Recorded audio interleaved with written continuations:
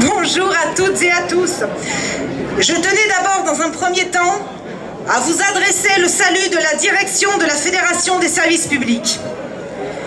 Si la Fédération a décidé d'être présente aujourd'hui à Gardanne pour cette journée des luttes, c'est qu'il y a depuis longtemps matière à lutter et à ne pas laisser le gouvernement faire tranquillement ses basses œuvres. Depuis plus de 30 ans maintenant, les services publics et la fonction publique sont continuellement attaqués.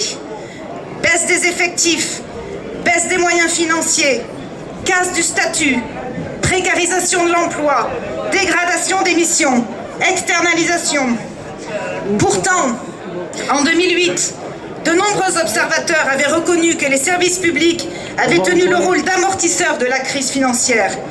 Et 12 ans après, si les services publics ont assuré leur rôle, c'est par le seul engagement des personnels. Et la population n'a pu que constater le dénuement dans lequel ils se trouvaient. Souvenez-vous, dans la 6e puissance mondiale, les soignants, pendant la pandémie, ont dû se fabriquer des blouses avec des sacs poubelles. Le 16 juin 2020, cela a donné lieu à une très grande mobilisation, largement soutenue par la population. Et depuis, les soignants continuent à lutter, car le Ségur n'a absolument pas réglé les problèmes. Pire, des soignants ont quitté le secteur public, écœurés par le mépris du gouvernement. Des lits ont continué à être fermés. L'hôpital continue sa lente dégradation. Les fonctionnaires, et notamment les territoriaux, ont également répondu présents pendant toute cette pandémie. Et ils sont pourtant actuellement la cible d'attaques les plus abjectes qui soient. Augmentation du temps de travail, restriction du droit de grève, blocage des carrières, suppression des CHSCT. Depuis le mois d'octobre dernier, des milliers de territoriaux se mobilisent tous les jours dans leur collectivité contre ces attaques. Cela a commencé par les agents de la ville de Saint-Denis, puis Belfort, Poitiers, Reims, Rennes, Nantes, Marseille, et j'en oublie. Cela a continué aujourd'hui avec la mobilisation dans toute la France des assistants familiaux, avec les agents de la ville de Paris. Hier, c'était Nanterre, demain, ça sera Toulouse, et le 15 juin prochain, toute la fonction publique sera mobilisée.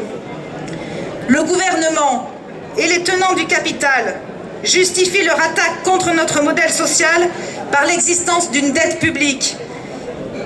Ils assoient leur politique d'austérité budgétaire sur des mensonges. Nous le savons, nous, à la CGT, que la dette publique, ça n'existe pas. Une dépense publique, ça n'existe pas. Un enfant qui va à l'école, ce n'est pas une dépense publique. Un malade que l'on soigne, ce n'est pas une dépense publique. Avec un tel discours, le capital justifie les exonérations de cotisations, l'évasion fiscale, bref, leur refus de participer au système solidaire mis en place au lendemain de la Seconde Guerre mondiale. Pire encore, depuis 2008, ce sont plusieurs centaines de milliards d'euros d'argent public, notamment dédiés à l'ensemble de la population française, qui sont directement versés aux entreprises et notamment aux grands groupes sous couvert d'aide à l'emploi. Rappelez-vous, pour le justifier, il parlait alors de coût du travail, alors que ces centaines de milliards d'euros, la voilà la dette des milliards d'euros, la voilà la dette du capital envers les travailleurs. Mais piller les caisses de l'État et de la sécurité sociale ne leur suffit pas. D'autres marges leur sont nécessaires pour augmenter leurs dividendes. Alors ils ferment, ils licencient, ils délocalisent. Ce constat étant fait, la question est, allons-nous laisser faire ? Je pense que la réponse est évidente. La CGT, c'est le syndicat dont les travailleuses et les travailleurs se sont dotés pour s'organiser, lutter et gagner. Depuis plus de 125 ans, notre boussole, nous la connaissons, la double besogne. Et de revendications, nous en avons, et elles sont nombreuses.